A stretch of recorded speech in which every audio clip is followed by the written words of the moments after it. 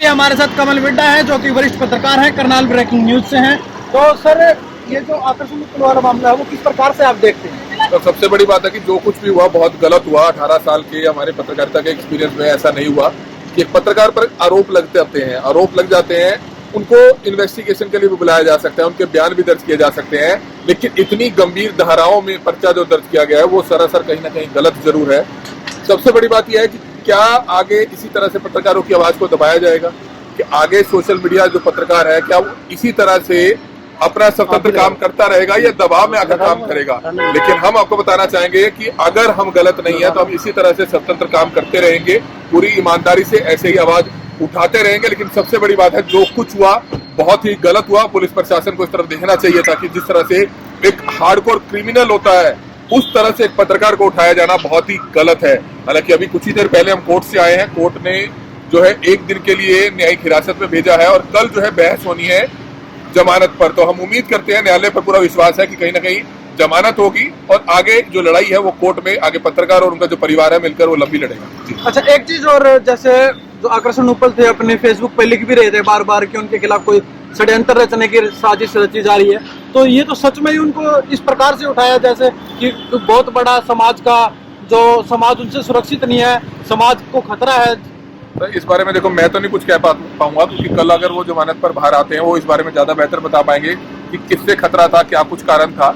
लेकिन जो कुछ हुआ वो गलत हुआ। भविष्य में इस चीज का हर किसी को ध्यान रखना चाहिए अपने तरीके से, क्योंकि पत्रकार की सुरक्षा भी कहीं ना कहीं आप लोगों की जिम्मेवारी होती है, समाज की जिम्मेवारी होती है। सरकार प्रशासन से ही जो है कहीं ना कहीं उम्मीद होती है कि पत्रकार जो काम करता है 24 घंटे, अगर हम भी सुबह 6 बजे फील्ड में है, रात के 1 बजे फील्ड में है, तो हम अपने लिए काम नहीं करते हैं, लोगों के लिए काम करते हैं। तो लोगों को भी अगर हमारे ऊपर कोई आपदा आती है, कल को दोबारा से कोई आपदा आती है, तो लोगों को इसी तरह से साथ जरूर देना चाहिए। पुलिस प्रशासन से भी हमारी अपील है कि अगर किसी भी पत्रकार के ऊपर इस तरह का कोई गंभीर आरोप लगते हैं तो उसको आप तरीके से ईमानदारी से इन्वेस्टिगेट करें, तभी आप इस तरह का कोई स्टेप उठाए। लेकिन स्टेप जो उठाया गया वो कहीं ना कहीं गलत है, शर्मनाक है, इस पर सोच विचार जरूर करना चाहिए। सीएम सिटी करनाल है, क्या मनोहर लाल खट्टर जो मुख्यमंत्री, उनके संज्ञान में अभी तक ये मामला आया है या फिर मौन धारण किए हुए? सर, अभी तक देखिए हमारी किसी बीजेपी नेता से बात नहीं हुई कि हमारी सबसे पहले जो जिम्मेवारी थी, परिवार यहाँ पर मौजूद था, कोर्ट में जो है वकील हमारे जो है वो खड़े हुए थे, तो उन्होंने अपनी तरफ से बहस करनी है। कल पता चलेगा कि क्या कुछ होता है। जमानत में आने के बाद जो है मुख्यमंत्री जी से भी मुलाकात करेंगे,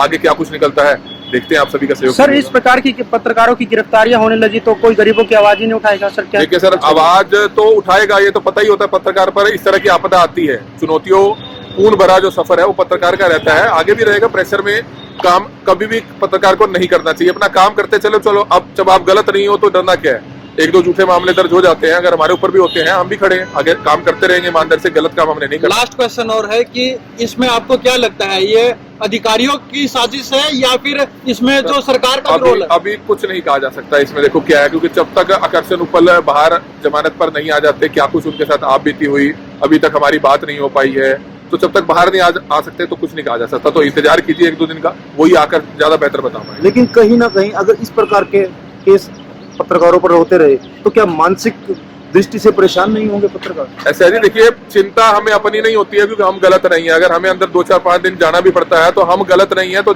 पब्लिक के लिए चले जाएंगे। लेकिन सबसे बड़ी बात होती है कि परिवार हमारे भी है, परिवारों को चिंता होती है। परिवार के लोग, चाहे माता जी हो, चाहे वाइफ हो, पड़ोस के लोग हो, बच्चे हो, आस पड़ोस के लोग और खासतौर पर रिश्तेदारी, वो लोग चिंतित रहते हैं। लेकिन जो कुछ होगा भगवान भला करेगा। अगर गलत नहीं किया तो डरना नहीं चाहिए, दुनिया आगे ऐसे चलती रहेगी। लेकिन जो कुछ हुआ, मैं बार बार बता रहा हूँ, जो कुछ हुआ वो गलत हुआ। भविष्य में ऐसा ना हो, प्रशासन को भी, पुलिस को भी इस तरफ ध्यान देने की जरूरत है। शुक्रिया आप सभी का, धन्यवाद। अभी हमारे साथ आर्गन 24 की जो महक पत्रकार है उनसे हम बातचीत करेंगे। तो आकर्षण उपल जी के चैनल में काम करती है, कैसे हुई? पहले भी जो आकर्षण उपल जी है पोस्ट इस प्रकार से डाल भी रहे थे कि उनके खिलाफ षड्यंत्र वगैरह किया जा रहा है, क्या कुछ पूरा होगा? तो सरकार के खिलाफ आलोचना करना मुझे नहीं लगता कहीं से भी गलत है, लेकिन अब डर का एक माहौल बन चुका है, डर का माहौल क्रिएट कर दिया गया है। क्रिएट इस वजह से कर दिया गया है कि मुझे ऐसा लगता है या तो आप सरकार की वाहवाही कीजिए, अगर आप नहीं कर सकते तो आप आलोचना भी मत कीजिए। कल कोई ऐसा सीरियस मैटर नहीं था, आपको मालूम होगा, आपने शायद खबर भी देखी होगी, जो महिला तहसीलदार हैं वो अपनी कुर्सी पर नहीं बैठी हुई थी और बातें ये कही जा रही है कि सरकारी काम में यानी बाधा आ गई या फिर सरकारी काम को करने नहीं दिया गया।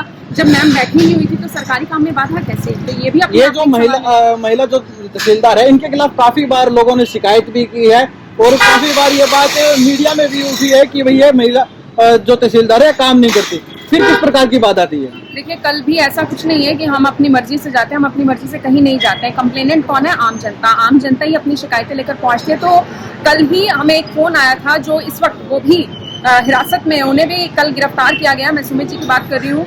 उन्होंने हमें फोन किया, उन्होंने कहा कि मेरी रजिस्ट्री होनी है, मेरा एक सिर्फ साइन का काम रहता है और मैडम है कि साइन कर नहीं रही है, बहुत सारे डॉक्यूमेंट मांग रही है, और ऐसे बहुत सारी शिकायतें अक्सर हमें मिलती रहती हैं। कल भी यही शिकायत थी, जिसके बाद जो आकर्षण उपल जी हैं वो आए थे, और मैं आपको बताना चाहूंगी उनके साथ मैं भी आई थी, मैं भी वहीं पर थी, मैंने भी सब अपनी आंखों से देखा। तो जिस तरीके की गंभीर धाराएं लगाई गई हैं, क्राइम अगेंस्ट वुमेन की बात की जा रही है, मुझे नहीं लगता कि ऐसा कुछ वहां पर हुआ था, क्योंकि मैं भी वहीं पर मौजूद। इस प्रकार की गिरफ्तारियां कहीं ना कहीं जो जनता की आवाज उठाने का काम करते हैं वो दबाने तौर पर एक ही बात है कि जनता की आवाज को दबाया जा रहा है, और तो मैं कुछ नहीं कहूँगी। इन्हीं कारणों को मजबूर होकर लोगों को रिश्वत देनी पड़ती है, दलालों का सहारा लेना पड़ता है कि भाई अधिकारी साइन नहीं कर रहा है। यही मुझे ऐसा लगता है कि वो समय आ चुका है कि पत्रकारों को ये कहना पड़ेगा, जब उन्हें फोन कॉल आएंगे लोगों के और लोग उन्हें कहेंगे कि आ जाइए, हमें आपकी मदद की जरूरत है। मुझे तो ऐसा लगता है कि इससे शर्मसार क्या होगा कि हमें लोगों की आज मदद की जरूरत पड़ी है। हालांकि इसमें कोई बहुत बड़ी बात नहीं है कि हम लोगों से अपील कर रहे हैं कि आप सबको आगे आने की जरूरत है। सपोर्ट आकर्षण उपल, जिस तरीके से हम हैशटैग की बात कर रहे हैं, या फिर जो पोस्टर आज लेकर हम लोग निकले थे या लोग यहाँ पर आए थे, लेकिन बात यह है कि अब समय यह आ चुका है कि पत्रकारों को शायद हाथ जोड़ने पड़ेंगे कि भैया मुझे फोन मत करो, मैं आपकी कोई सहायता नहीं कर सीधी सी सकता। बात है, हम आप लोगों के मुद्दे नहीं उठा सकते, आप लोगों की आवाज नहीं बन सकते। बिल्कुल। और आप मानिए कि पत्रकार अगर आवाज नहीं उठा सकते, मुझे नहीं लगता कोई आमजन भी आगे आएगा, आवाज उठाएगा। ये एग्जाम्पल सुमित अरोड़ा का आप देख पा रहे हैं, उन्होंने आवाज उठाई, वो इस वक्त कहाँ पर है वो आप सभी को मालूम है। तो मुझे नहीं लगता कि आमजन भी आगे आएगी और अपनी आवाज उठाएगी। ये जो सरकार है जीरो टॉलरेंस की बात करती है, भ्रष्टाचार मुक्त की बात करती है, और इस प्रकार के फिर मामले सामने आते हैं। जो करनाल के डीसी है इनके बारे में क्या कहेंगे? लेकिन इससे पहले जो डीसी और एसपी थे वो काफी ज्यादा फ्रेंडली थे, मीडिया फ्रेंडली भी थे, लोगों से भी मिलते थे। देखिए, ये एक बहुत बड़ा ओहदा है। करनाल के जो डिप्टी कमिश्नर हैं अनीश यादव, बहुत बड़े ओहदे पर हैं और जिले के मालिक हैं, लेकिन मैं उनके ऊपर तो कुछ भी ऐसी टिप्पणी नहीं करना चाहूंगी कि देखिए, हर किसी का ना एक नेचर होता है। अब नए एसपी आए हैं, उनका भी अलग तरीके का नेचर होगा, जो पुराने एसपी हैं उनका भी अलग तरीके का नेचर होगा। तो इस पर मैं ज्यादा बात नहीं करना चाहूंगी कि वो ज्यादा पब्लिक फ्रेंडली है। अभी दर्पण जी से बात हो रही थी, दर्पण जी ने ये बोला कि जो आकर्षण उपल जब बाहर निकल रहे थे कोर्ट से, जब उनको हिरासत के लिए लेके जा रहा था, तो उन्होंने आकर्षण उपल जी ने एक नारा लगाया कि डीसी मुर्दाबाद। क्या कहेंगे? देखिए, बहुत तरीके की बातें होती हैं। कई बार क्या होता है कि इस बारे में मैं केवल इतना ही कहना चाहूंगी, कई बार क्या होता है कि शायद आप किसी बात की आलोचना करते हैं जिसमें कोई उच्च अधिकारी शामिल होता है, तो होता क्या है कि आप कोई भी नॉर्मल चलिए, कोई भी खबर लेकर चलिए, आप कोई भी खबर करेंगे, किसी के फेवर में होगी तो किसी के अगेंस्ट में होगी। किसी के प्लस है, किसी का बिल्कुल, किसी का प्लस है, किसी का नेगेटिव। अगर आपने कोई ऐसी खबर कर दी जिसमें सीधे तौर पर डीसी साहब का नाम आता है या फिर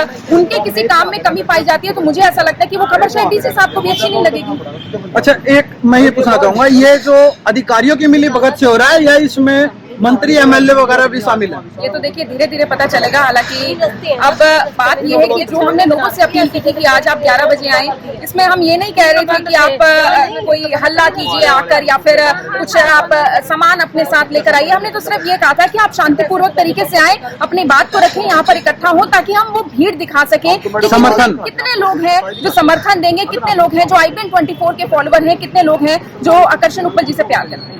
तो एक अभी मैं एक और आपसे बात जानना चाहूंगा, तो जिस प्रकार से ये सीएम सिटी करनाल है, तो क्या इसमें अभी तक जो हरियाणा के मुख्यमंत्री हैं मनोहर लाल खट्टर, उनको संज्ञान नहीं ले लेना चाहिए? मुझे ऐसा लगता है सर, देखिए बात हो रही है, जो पत्रकार संघ है उनकी भी एक मीटिंग है जो अहम चल रही है। हो सकता है कि उसके बाद मीटिंग के बाद ये फैसला लिया जाए कि मुख्यमंत्री जी से मिलने का अब ये समय आ चुका है, क्योंकि अब मुझे ऐसा लगता है कि लोकतंत्र की हत्या हो रही है और जनता की आवाज को दबाया। अभी हम करनाल सचिवालय से, अभी हमारे साथ दर्पण उपल है जो कि आकर्षण उपल जो पत्रकार है उनके भाई हैं और पत्रकार भी हैं, तो क्या कुछ पूरा कल हुआ कैसे था? ये पूरा मामला यही था, आपको ये तो पता है कि उन्होंने खबर चलाई थी।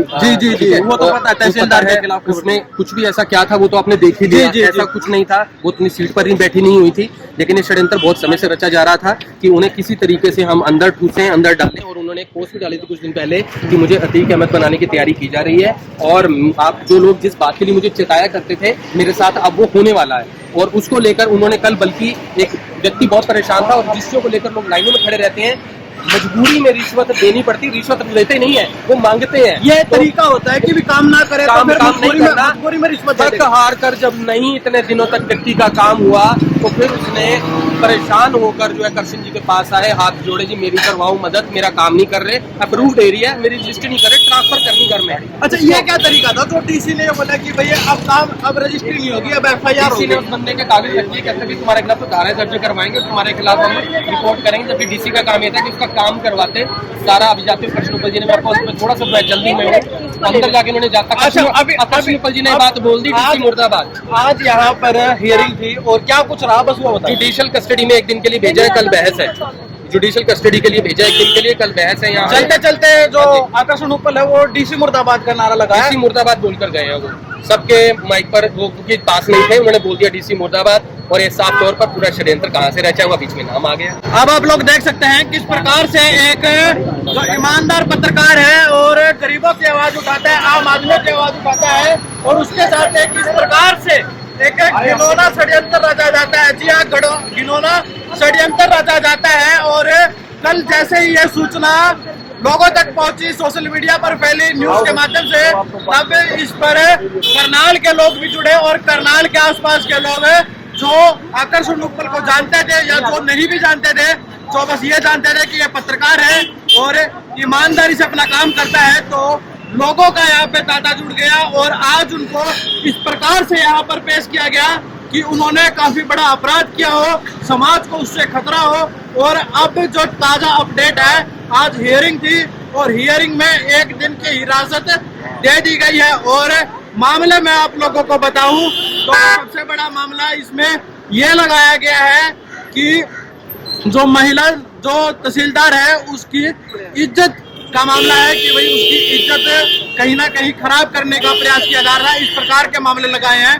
तो कुल मिलाकर सबसे बड़ी गुंडागर्दी तो पुलिस की यही रही है कि इसमें जैसे ही किसी भी केस में कोई भी गिरफ्तारी होती है, तुरंत परिवार वालों को बताया जाता है। लेकिन इसमें परिवार वालों को नहीं बताया, बल्कि जो आकर्षण उपल पत्रकार है उनके परिवार वालों ने एक लिखित में शिकायत लेके सिविल लाइन थाना पहुंचे थे। बल्कि जब उनको वहां पे बार बार वो पूछते रहे, नहीं बताया। जब वहां पे भीड़ इकट्ठी हो गई, शहर के लोग इकट्ठे हो गए, तब उनको आखिर में बताना पड़ा कि जो आकर्षण उपल को गिरफ्तार कर लिया गया है, वो शाम को सैर के लिए कर्ण स्टेडियम गए हुए थे और वहीं से पुलिस ने उनको गिरफ्तार किया। अब आप लोगों को इसमें क्या कुछ लगता है, आप कमेंट बॉक्स में अपनी राय जरूर दीजिएगा। मैं मनीष कुमार, अखंड भारत की आवाज से।